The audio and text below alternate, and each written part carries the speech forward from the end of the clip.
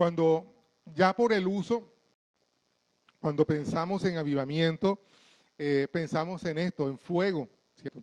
Y es interesante porque ese fuego, a medida que hay más trozos de madera, el fuego es mayor. A veces queremos sentir calor y una cantidad de energía con un solo palito que está prendido. Con un solo palito que está prendido puede incendiar a otros, ¿cierto? Pero no nos da el suficiente calor, la suficiente energía que todos necesitamos, ¿cierto? En algún momento, sobre todo la gente que vive en lugares fríos. El fuego no solamente prende las cosas, da energía, ¿cierto?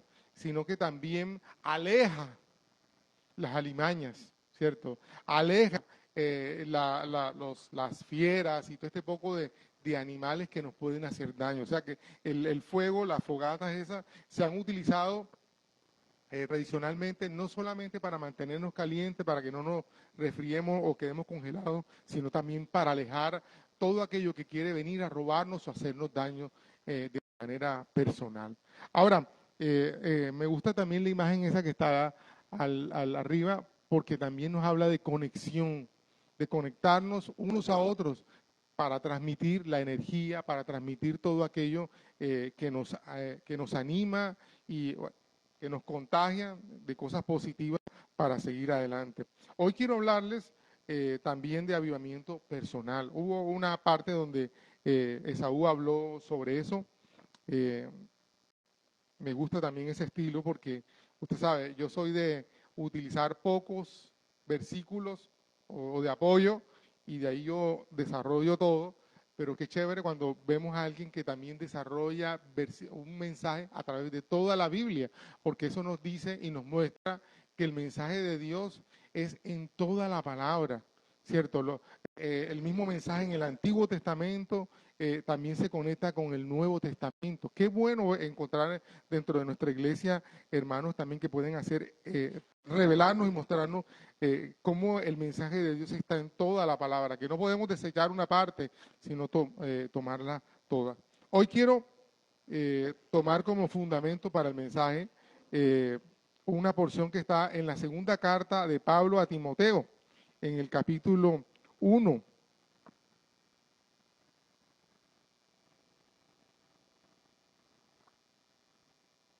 Dice así, en esta versión, del versículo 6 al 7.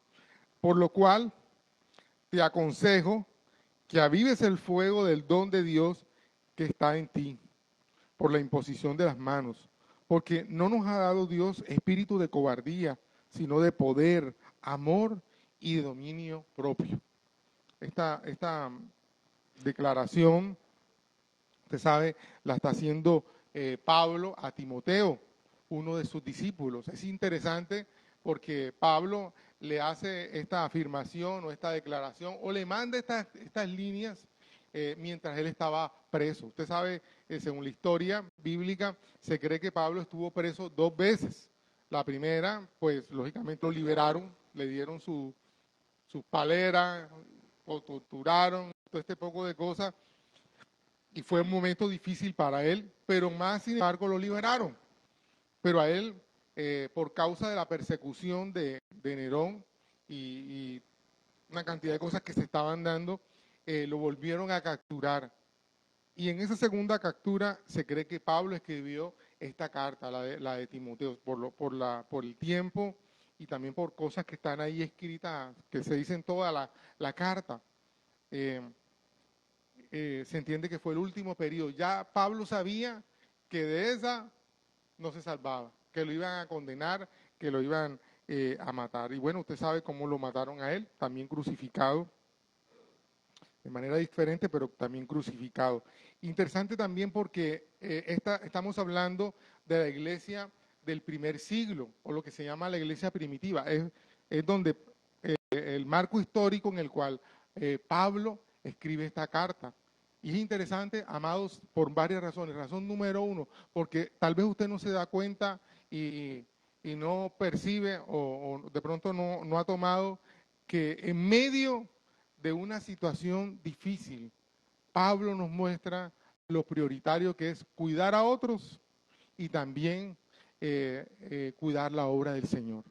A veces cuando nosotros estamos en problemas, solamente nos enfocamos en nuestro problema y nos olvidamos de que hay gente que Dios ha puesto a nuestro cuidado.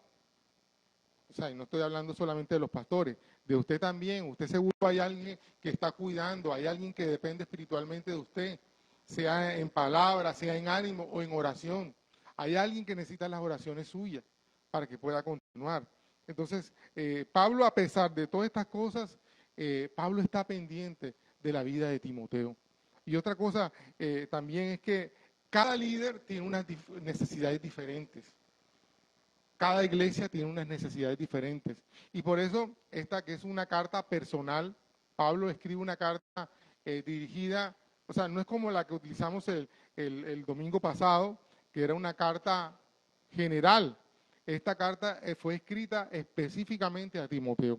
Ahora, lo que Pablo le escribe a Timoteo es aplicable para todos nosotros. Por eso está dentro de la Biblia y por eso es relevante para nuestra vida. Pero Timoteo tenía necesidades especiales. Incluso él era enfermizo, tenía problemas de salud. Y Pablo se preocupa también por sus temas de salud. Y la respuesta a sus necesidades de salud no es simplemente por ese problema que tiene yo voy a estar orando. No, Pablo le hace recomendaciones de su salud. Le dice, mira, utiliza el vino de tal forma, le hace recomendaciones dentro del conocimiento que se tenía en ese momento para que Timoteo mejorara en su salud. Todas esas cosas nos muestran un tipo de relación maestro-discípulo que va más allá del tema solamente espiritual. ¿Me entiendes? A veces el cuidado, yo conocí un pastor allá en República Dominicana, yo les he hablado de él, Popín, y él tenía un curso que era de discipulado. Y cuando yo la clase del discipulado de él eran los sábados, perdón. Y un día voy y lo visito y encuentro que él estaba sentado, la clase de discipulado él estaba sentado con ellos, con los discípulos, en una mesa. Ellos tenían como unas tablas largas, unas mesas largas, y estaban con ellos sentados. Y me llamó la atención ahí porque tenían los cubiertos y él estaba explicándole a cada uno de sus discípulos cómo se comía con los cubiertos. O sea, y en mi mente yo decía, ¿eso qué tiene que ver con el Evangelio? ¿Eso qué tiene que ver? Y como que él lo leyó o lo intuyó, y entonces yo me quedé en la puerta y yo vi el cuadro, y él se acercó, ajá, varón, ¿cómo estás? ¿Cómo te ha ido? Y yo le dije, bien, aquí viendo, pensé que estabas en discipulado. Me dijo, sí, estamos en discipulado. Esto es parte del discipulado. Estos chicos se han criado en la calle, ni saben para qué sirve un cubierto ni un tenedor. Y como yo los quiero preparar para que ellos se desenvuelvan en todas las áreas de su vida, quiero que aprendan cómo sentarse en una mesa. No con cosas complicadas, con 20 tenedores, con no sé cuántas cucharas, no, con lo básico. Y él les enseñó a cortar la carne con los cubiertos y todas esas cosas. Y yo decía, ¿y eso dónde está en la Biblia? Y en la relación, por ejemplo, de Pablo con Timoteo, uno la puede ver. Pablo cuidó a Timoteo y a los otros hasta de cosas pequeñas, de cómo dirigirse a la gente, cómo cuidar su relación. Incluso dice, aprende a cuidarte para que puedas cuidar también de otros. Todo eso está envuelto, la relación maestro-discípulo. Y sabe una cosa, amado, ahora caigo en cuenta, porque eso no estaba dentro de mis apuntes, pero qué interesante que ese es el rol de los padres, ¿cierto? Ese es el rol de los padres, enseñar a sus hijos, formarlos. Incluso el rol del papá es lanzarlos hacia su destino, ¿cierto? Empoderar a los hijos a que vayan, a que lleguen al destino que Dios les ha trazado, ¿cierto? Y por eso es importante que nosotros también nos preocupemos por las pequeñas cosas de la vida, ¿cierto? Por ejemplo, las mamás, tal vez esto no, a alguno de pronto no le va a gustar y no tienes que ser feliz por lo que le voy a decir, pero guárdenlo en su corazón. Las mamás, bueno, también lo dice, que las ancianas enseñen a las mujeres. Pablo también lo dice, ¿cierto? Entonces, qué bueno que una mamá puede enseñar a sus hijas a las cosas básicas, simples, que van a necesitar en la vida. Como lavar un panty, cómo sentarse, ¿cierto? Las nenas, usted sabe, por naturaleza, ellas se tiran y no abren las piernas y no se dan cuenta. Qué bueno que la mamá es la que está encima. Nena, así no se sienta. Cierre las piernas. No sé qué cosa. Así, todo ese poco de cosas que son propias, ¿cierto? Y que para un hombre como que es difícil, ¿cierto? Decirle a la nena, nena, así no te sientes, siéntate así. O sea, eso como que le queda mal a uno. Pero qué bueno que la mamá puede hacerlo, ¿cierto? Nena, esto es así, esto es aquello, esto, o sea, y las diferentes áreas de una mujer, ¿cierto? Cómo cocinar unas cosas, cómo preparar algunas cosas. Qué bueno que la mamá, así como Timoteo se preocupaba de las cosas pequeñas, perdón, Pablo, de las cosas de Timoteo, qué bueno que los padres iniciales, o sea, papá y mamá, también se preocupen de esas cosas, de sus hijos, enseñarles. A veces yo he visto que hay papás que, por ejemplo, salen a comer a la calle y, y el niño come bien feito, voy a decirlo así de esta manera, y entonces el papá es que saber cosas. No, no coma con la boca llena, no hable con la boca llena, no sé qué cosa, no sé qué. En público, amado, eso se trabaja en la casa, para que cuando estés en público, como dice la Escritura, no sufras vergüenza, ¿cierto? En privado, tú le enseñas a tus hijos, hijo, cuando estás comiendo no estés hablando. Hijo, cierra la boca. Hijo, tal cosa. O hija, tal cosa, ¿cierto? Para que cuando ellos estén en público, no les cueste trabajo. Si a un niño tú en la casa no le enseñas a utilizar el tenedor, el cuchillo, mi amado, en la calle se va a enredar. Y con la presión de que la gente lo está viendo, peor. No sorbas así, no, la sopa, voy a poner la sopa, no la agarres y te la echas. Entonces yo, para eso, coge la cuchara, o sea, eso se enseña en la casa, para que cuando vaya al escenario público, el niño y después el hombre, la señorita, la princesa, lo puede hacer con libertad, con comodidad. ¿Usted se ha dado cuenta de eso? Que hay gente que está en la calle y no sabe ni cómo agarrar una cosa, cómo partir una cosa y se vuelve un enredo. Pero si ella practica en la casa con las pequeñas cosas, cuando esté en la calle, le va a ser fácil. Le va a ser fácil manejar esto. No estaba en mis apuntes, pero creo que es válido e importante. Ahora, como les decía, la situación de Pablo. Pablo estaba preso, posiblemente ya sería sacrificado. Hay algunas porciones como en el capítulo 4, versículo 9, dice, procurad pronto venir a verme, porque Demas me ha desamparado. Amando este mundo, se ha ido a Tesalónica. Crescente se fue a Galacia y Tito a Dalmacia. Solo Lucas está conmigo.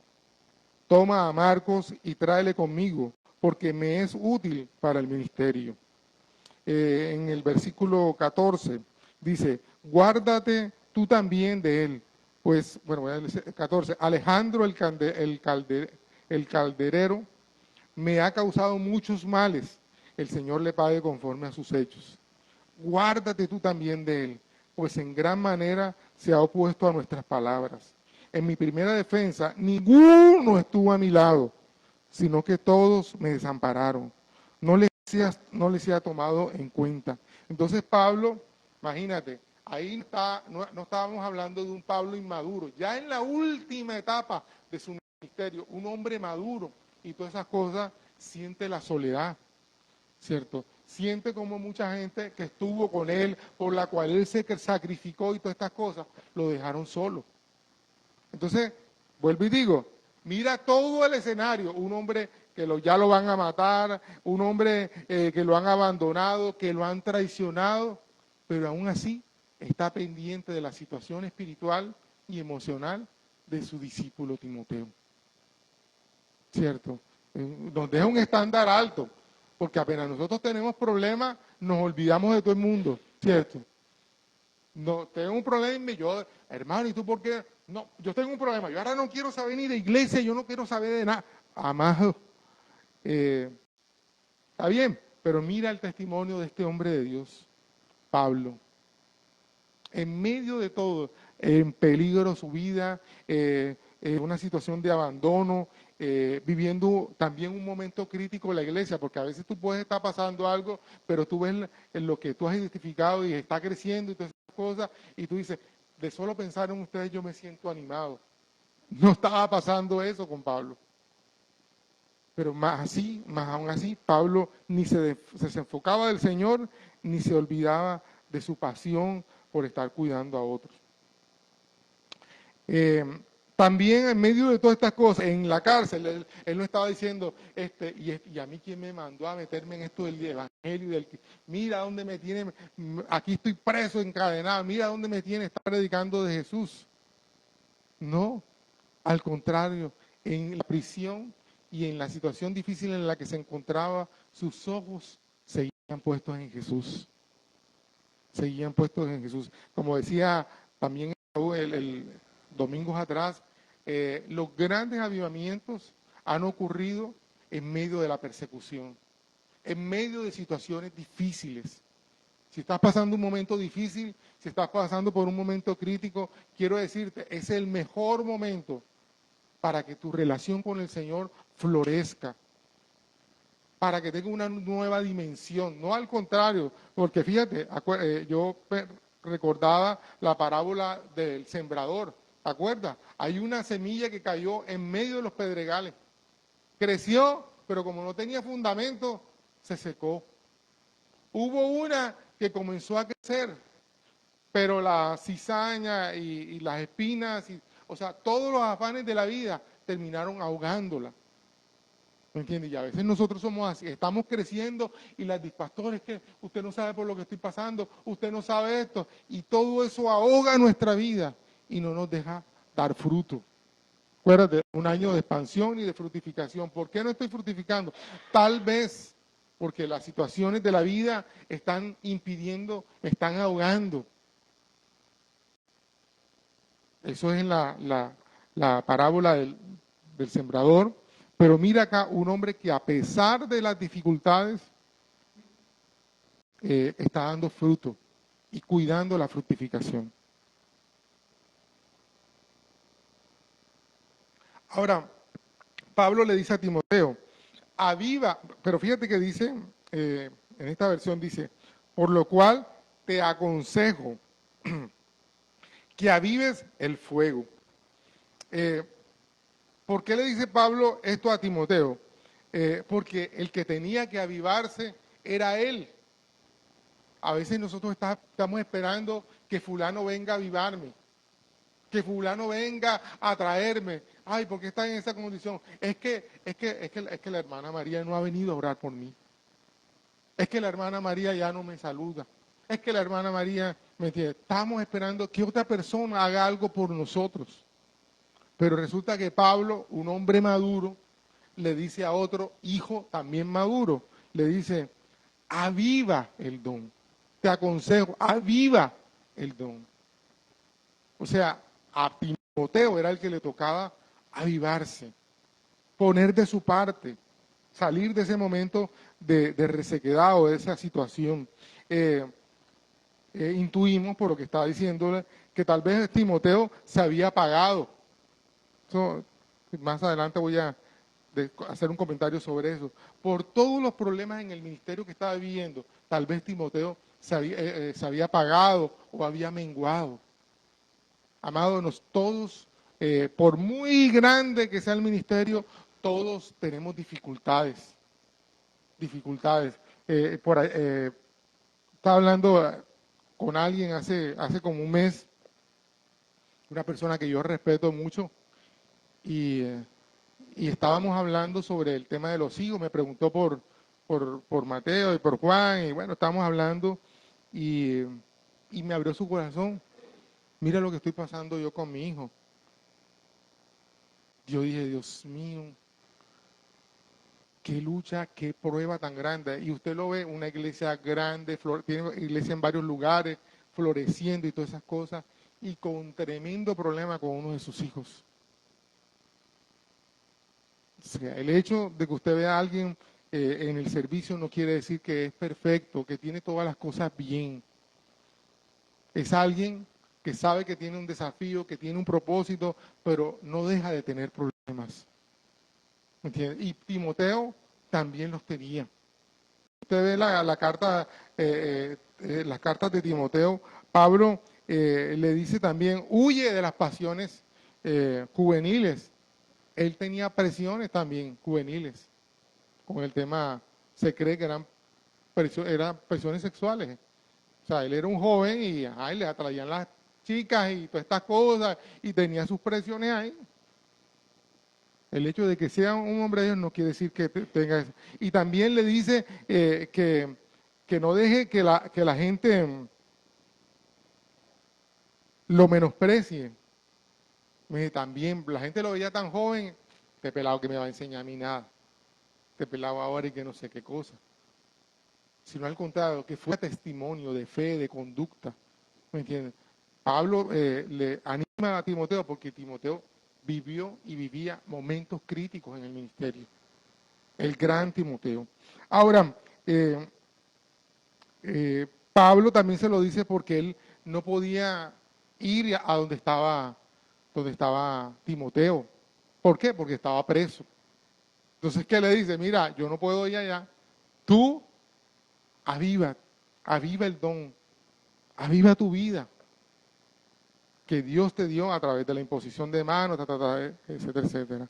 Era necesario que Pablo continuara, que Timoteo continuara con el propósito, con el plan que Dios tenía. Él no podía quedarse estancado. A veces nosotros nos quedamos dando vuelta al problema, Yo conocí la primera persona que, entre comillas, me mentoreó, él se llama Andrés. Y bueno, nos conocimos en la iglesia y hicimos como un buen feeling ahí de amigos. Y él, resulta que yo me enteré que él se había convertido antes que el pastor Iván de Cartagena, en la misma iglesia. Y le dieron una palabra que Dios lo iba a utilizar poderosamente con los jóvenes, Bueno, y resulta que este hermano tuvo problemas económicos, tenía problemas no sé qué cosas, pero él recordaba esa palabra que Dios le había dado a él. Y entonces yo le decía, Andrés, ¿y tú qué estás esperando? Yo era más jovencito, yo estaba recién llegado a la iglesia. Y yo decía, Andrés, ¿y tú qué estás esperando? Me decía, no, estoy esperando que Dios me dé otra palabra para seguir adelante. Y los problemas se los fueron tragando, los problemas, y han pasado, yo tengo 30 años de convertido y en el ministerio, y él debería tener como 35 y todavía está esperando que le llegue una palabra para continuar su llamado. ¿Me entiendes? Entonces, no, que las dificultades no ahoguen el llamado que Dios tiene para ti, lo que Dios tiene preparado para que tú florezcas, avives y todo eso, ¿ok? Ahora, ¿qué es avivarse? La palabra que se utiliza ahí para avivarse o avivar es la palabra anasuporeo. Es una palabra compuesta que significa volver a encenderse. Volver, o sea, alguien que estuvo encendido y que se fue apagando. Mi amado, es que eso pasa. Tú puedes ser muy espiritual, pero ocurren tantos problemas, tanto palo, que llega un momento en que tú comienzas como a bajar, a decaerte. ¿Me entiendes? Y Pablo se dio cuenta. ¿Y qué fue lo que Dios le dijo a través de Pablo? Avívate, mi hijo. Levántate, hijo. Continúa. Vuelve a encenderse. Hay un autor, se llama Alfonso Lockhart. Ese Lockhart es muy, muy dominicano. Es un diccionario que hay.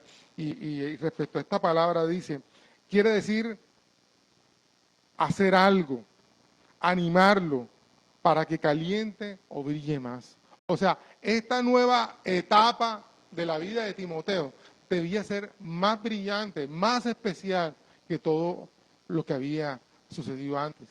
Dice también la Escritura, la gloria postrera será mayor que la primera.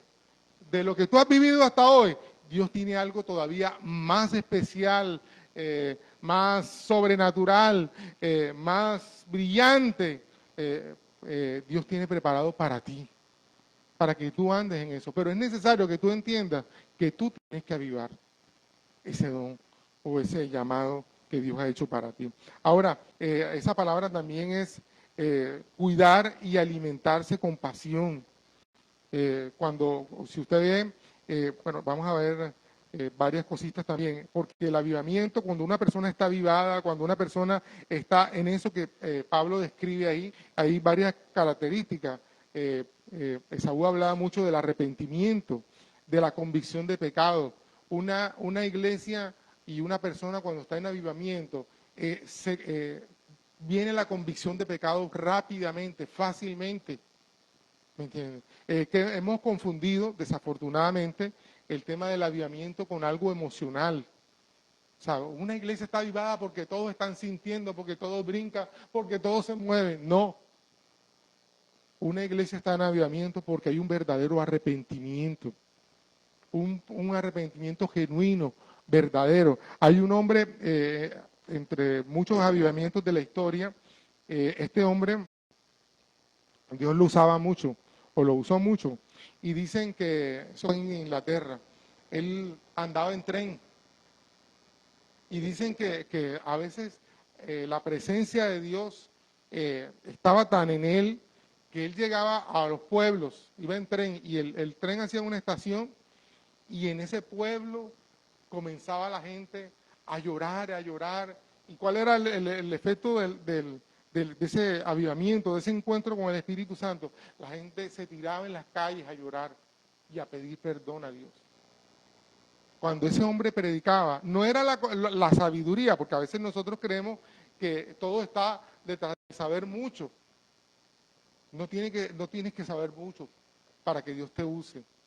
Necesitas es la presencia de Dios. Cuando tú dices 2, 3 palabras y tú estás lleno de la presencia de Dios, esas 2, 3 palabras causan convicción, convicción de pecado, de arrepentimiento, ¿cierto? Entonces, necesitamos buscar a Dios, necesitamos buscar su rostro, y cuando Él comienza a manifestarse, un sinónimo de avivamiento es que comienza la gente a experimentar un verdadero arrepentimiento.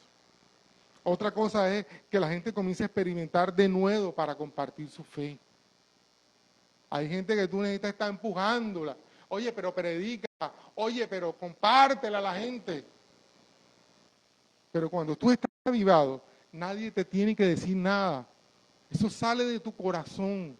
Tú ves a la gente en una situación equivocada o en necesidad, y de tu corazón sale. Hijo, tú lo que necesitas es al Señor. Sabes que hay alguien que te ama más. Te veo que te sientes desamparado, pero quiero decirte, yo te he visto en la situación en la que tú te encuentras, y tú necesitas saber que hay alguien que te ama, que es Jesús. ¿Me entiendes? Sale de tu corazón la necesidad de compartir a otro. Cuando una persona está avivada, tiene una actitud de adoración y de alabanza constante. Pero cuando la persona no está avivada, lo que sale de su boca es pura quejanza. Se queja por todo. Se queja por todo. No hay alabanza en su boca. Entonces necesitamos entender y mirar que si efectivamente en nuestra vida no hay una adoración constante, reconocer a Dios en todas las cosas, alabarlo por lo que Dios está haciendo, tal vez es que estamos en una condición apagada, seca espiritualmente. Y necesitamos avivarnos. Necesitamos avivarnos. Ahora,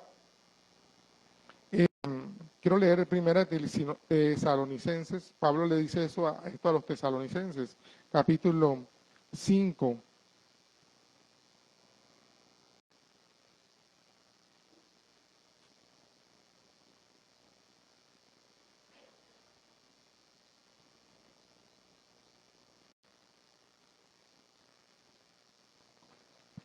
No apaguéis al espíritu. Mira, vuelve lo mismo. Pablo le dice, no hagas tal cosa. Allá le dice, haz, aviva, y acá le dice, no hagas tal cosa. O sea, fíjate, cómo es clave tu decisión para avivarte o tu decisión para apagar lo que el Espíritu Santo quiere hacer en tu vida. ¿Me entiendes? Cuando, por ejemplo, nos volvemos negativos, voy a poner un ejemplo, eh, llegas a tu casa, alguien te regaló un pan, vea usted, mire el pan que me vienen a regalar, yo quiero una empanada, esa marca a mí no me gusta, ¿me entiendes? Comenzamos a quejarnos, ¿me entiendes? En vez de ser agradecidos, Señor, gracias porque mandaste este pan. No es el que me gusta a mí, no es el que yo como, pero llegó, Señor, gracias. ¿Me entiendes? Porque el hecho de que, voy a poner, no te gusta el pan, o por ejemplo como en el caso de mi esposa, que no lo puede comer, no quiere decir que gracias porque ahora me va a dar migraña. No, no. Señor, gracias. Gracias por esta provisión. Por algo lo enviaste, ¿cierto? Si yo no me lo puedo comer, por algo lo pusiste en mi casa. Para alguien eso, o algo me quieres enseñar, ¿cierto? Pero es una decisión tuya de avivar o de apagar el espíritu, ¿me entiendes? La decisión de ser agradecido es tuya. Tú puedes hacer fluir la palabra de gratitud en tu boca, o todo lo contrario, ¿me entiendes? Si lo que fluye de tu boca, ¿te acuerdas lo que dice la Escritura? De la abundancia del corazón habla la boca. Tú mismo te puedes dar cuenta que está fluyendo de tu boca. Si de tu boca solamente hay queja, ¿eso qué quiere decir? Que no hay una actitud de adoración, de alabanza constante. Entonces, ¿qué tiene que suceder? Señor, avívame. Avívame, Señor. Ven a mi vida, sáname, no sé, lo que salga en tu corazón de tu tiempo de oración para el Señor. Ahora, ¿qué es importante para avivarse? Número uno, el don de Dios que estaba en él. Ese don es el Espíritu Santo. Él había recibido el don del Espíritu Santo, pero a través de qué? De la revelación de la palabra. Pablo hizo memoria de su fe. Voy a leer un poquito Timoteo, la porción en la que estamos, un poquito más arriba. Pablo le está diciendo, doy gracias a Dios, el cual sirvo desde mis mayores con limpia conciencia, de que sin cesar me acuerdo de ti en mis oraciones, noche y día, deseando verte, al acordarme de tus lágrimas. Fíjate, Pablo se acordaba de los momentos en que Timoteo se acercó a él llorando. Al acordarme de tus lágrimas para llenarme de gozo, trayendo a la memoria la fe no fingida que hay en ti, la cual habitó primero en tu abuela Loida y en tu madre Eunice. Estoy seguro que en ti también. O sea, era algo que había fluido desde su abuela. Su abuela, él había visto que la abuela de Timoteo le había enseñado, le había dado testimonio de lo que era el poder de Dios, de lo que era la fe, de lo que era el Señor. Y él lo había visto en su abuela y en su madre. Fíjate, hoy que estamos celebrando el Día de la Madre, en dos mujeres.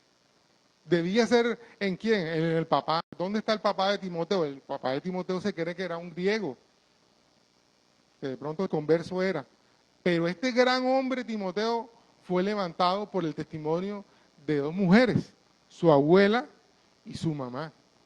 O sea, mira lo trascendental que puede ser una mujer en la vida de un hombre de Dios. Bueno, estoy hablando, solamente no tiene que ser un varón, pero en una mujer de Dios también, ¿cierto? ¿Cómo podemos influenciar en ellos? Ahora, la fe que tiene Timoteo, que Pablo ve en Timoteo, importante para este tema de la fe, del avivamiento, es que la fe de Timoteo era sincera, no fingida. Ahí la palabra que se utiliza es la palabra anupócritos. sin fingimiento, sin hipocresía. La fe de Pablo, de Timoteo, se notaba que era sincera. Porque, bueno, usted sabe, la palabra sincera quiere decir sincera, o sea, sin la cera. ¿Por qué? Porque en la antigüedad la porcelana, cuando se rompía, le ponían cera. No habían todos los pegantes y todo este poco de cosas. Entonces, para disfrazar que se había quebrado, que tenía heridas y todo eso, se le ponían cera. Entonces, cuando algo lo podías ver sincera y estaba bien, era que era transparente. Y la palabra hipócrita viene de un uso también en Grecia. Yo no sé si usted sabía, cuando una persona, usted sabe que los griegos, habían dos vertientes de los griegos, los que enfatizaban en el deporte y los que enfatizaban en las artes. Entonces los que enfatizaban en las artes y en esto de la actuación, cuando veían a alguien que era un buen actor, decían, es un gran hipócrita. Hipócrita es buen actor en la antigüedad. Era la máscara que se colocaban y lo que ellos actuaban. Entonces, si usted viene y dice, por ejemplo, voy a poner un actor, Tom Cruise, tremendo hipócrita, pero no en la parte ofensiva, sino que es un buen actor, exacto. Entonces, cuando alguien le decía, mira, oye, tú sí eres hipócrita, no lo estaban ofendiendo, estaban diciendo, tú eres un buen actor. Entonces, la fe de Timoteo no era falsa, sin fingimiento, sin actuaciones, porque hay gente que usted la ve actuando, hermana, ¿usted cómo está? Poderosa en Dios, andando en victoria, pura máscara, porque por dentro está destruida. Al contrario, todo el mundo sabía que lo que está... Y fíjate, tan era sincera que Pablo dice, he visto tus lágrimas. Pablo lo vio sufriendo, Pablo vio todas las dificultades que él vivía. Y más, sin embargo, sabía que esa fe que tenía él era suficiente para que él se avivara. La otra cosa, era una fe que había sido edificada en su familia. O sea, Timoteo tenía testimonio de lo que era la fe. Esa es una cosa que a veces nosotros no nos damos cuenta que podemos sembrar en nuestros hijos. Con Mateo, y Mateo, que es un poco más maduro, a veces nos dice, papi, yo creí tal cosa y estoy viendo el fruto. O, bueno, él nos cuenta de cosas que Dios va haciendo con su fe, ¿me entiendes? Y qué bueno que ellos ya no es la fe del papá, sino que ellos ya tienen su nivel de fe, su nivel de confianza. Y yo he oído, él a veces cuenta en la universidad, cuenta de sus papás, de su mamá, de su abuela, de nosotros. Y él, o sea, y él ha aprendido de lo que ha visto en todos nosotros, ¿cierto? Entonces es poderoso lo que tú le enseñas a tus hijos. Poderoso lo que ellos ven en tu vida. Eso va a marcar la vida de tus hijos, de tus nietos y de toda tu descendencia. Y en el caso de Timoteo, todo lo que sucedió con su abuela y con su mamá marcaron su vida y su fe. Ahora, también interesante que cada día había una decisión de levantarse. Porque, amados, todos los días no nos levantamos. Sí, hoy es el día que hizo el Señor, poderoso, me levanto, Señor. A veces no nos levantamos así, ¿cierto? A veces nos sentimos apaleados, cansados, como la canción, esa que le gusta a mi esposa, mentira, a mi esposa no le gusta esa canción. Esa que dice, cansado del camino, sediento de ti. A mi esposa dice, esa canción, ese tipo estaba en depresión. Sí, sumérgete en el río de tu espíritu. Estaba pasando momentos difíciles. Entonces, hay momentos difíciles, nos levantamos a veces con dificultad, no sabemos cómo vamos a pagar la luz, no sabemos cómo vamos a pagar la hipoteca, ¿no? Hay momentos en que no sabemos, pero nos levantamos con fe. Y cuando Dios hace el milagro, en estos días vimos un milagro y mi Elena cuando le conté y me vio brincando en el patio y dando vueltas en el patio, mi mamá decía, mijo, ¿qué pasó, mijo, qué pasó? Dios hizo un milagro, Dios hizo un milagro. El milagro diario, de la provisión diaria. ¿Se acuerdan lo que dice? El pan nuestro de cada día, dánoslo hoy. La provisión de cada día, de cada día. ¿Cierto? A veces nosotros estamos amargados porque no sabemos qué va a pasar a final de mes. Amado, cada día trae su propio afán. Gózate con el milagro de hoy. ¿Cierto? A veces nosotros, gloria a Dios, pagué la hipoteca, gloria a Dios, porque para arriba el arriendo de la iglesia. Ahora viene la tarjeta de crédito, ahora viene la cuota del carro. Bueno, eso llegará, Señor, gracias. ¿Me entiendes? Pero cada día vamos viendo la victoria de Dios en cada una de esas cosas. Entonces, y la otra cosa importante es que Pablo le dice, aviva el fuego de Dios, del don de Dios que está en ti por la imposición de mis manos.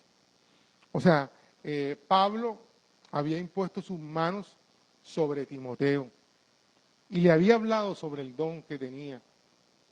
Tal vez le había dado un legado, porque la imposición de manos, como han visto los que han estado en el Instituto Bíblico, es cuando tú impones las manos, estás delegando poder. O sea, las manos no se imponen porque sí.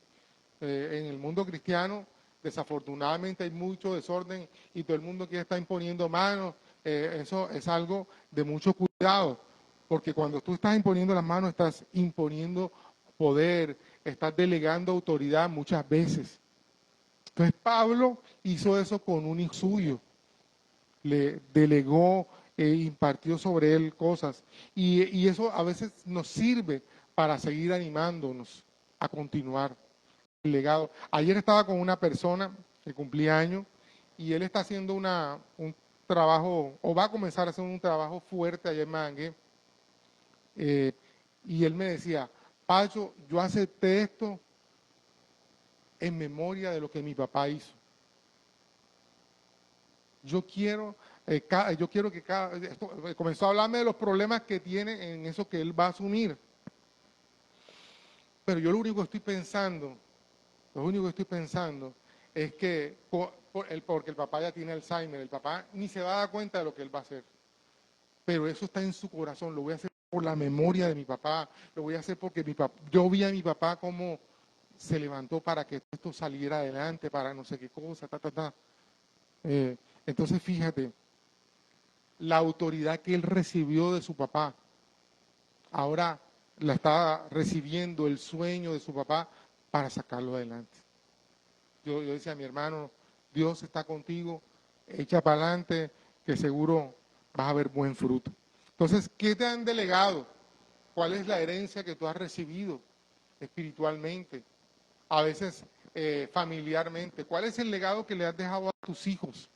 El desafío que le has dejado a tus hijos. Yo una vez escuché, lógicamente cuando yo estaba en el mundo, y yo le escuché a un papá que le estaba diciendo, yo he sido un bandido, no sé cuántas mujeres he tenido, y usted tiene que ser el doble bandido que yo. Imagínate tú el legado ese. Eso es una maldición lo que ese tipo estaba tirando. Y yo no sé qué sería de la historia de ese niño, pero al contrario, nuestro legado para nuestros hijos, ¿cuál es? ¿Le has hablado a tus hijos, hijo, yo quiero que tú esto, que superes esto, que seas una persona de bien? ¿Cuál es el legado que tú tienes para tus hijos? Bueno, quiero cerrar ahí. Ahora, hay una persona clave en todo esto, el Espíritu Santo. Sin el Espíritu Santo, nada de esto va a funcionar. El Espíritu Santo es como esa, y Dios que me perdone por la expresión, como esa chispa que enciende el fuego en tu corazón. Y que después que se ha encendido, el Espíritu Santo va a estar ahí. Es como el oxígeno. Usted sabe que el fuego se aviva. Cuando no hay oxígeno, el fuego se apaga. Y entonces, todo lo contrario, el Espíritu Santo es como ese oxígeno que aviva la llama. Pero que tú no puedes apagar, no debes apagar. que tú debes avivar también. Buscar de Él, Espíritu Santo, quiero que me dirija, muéstrame cómo dirigirme, cómo ser guiado, cómo continuar la tarea que tengo. Hay una cosa que nos aterra, es que cuando no sabemos hacer las cosas, ¿cierto? Cuando yo no sé cómo hacer algo, me aterra y yo me paralizo. Yo no sé, yo no puedo. Bueno, yo quiero decirte, el Espíritu Santo quiere hacerlo, quiere guiarte, quiere proporcionar ese oxígeno para que te avives y para que andes. Vamos a poner un momentico en pie.